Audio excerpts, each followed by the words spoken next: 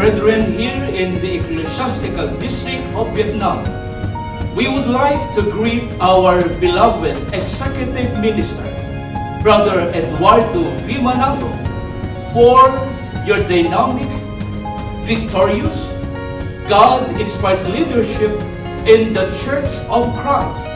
Happy 16th anniversary po.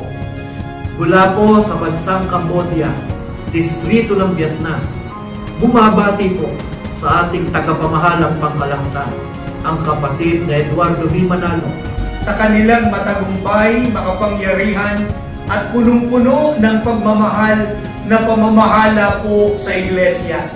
Kami po ay malugod at masayang bumabati sa inyo ng Happy 16th anniversary po!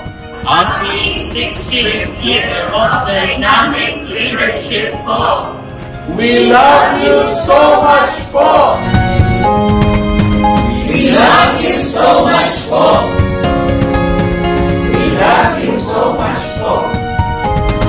Mahal na mahal po namin kayo! Mahal na mahal po namin kayo!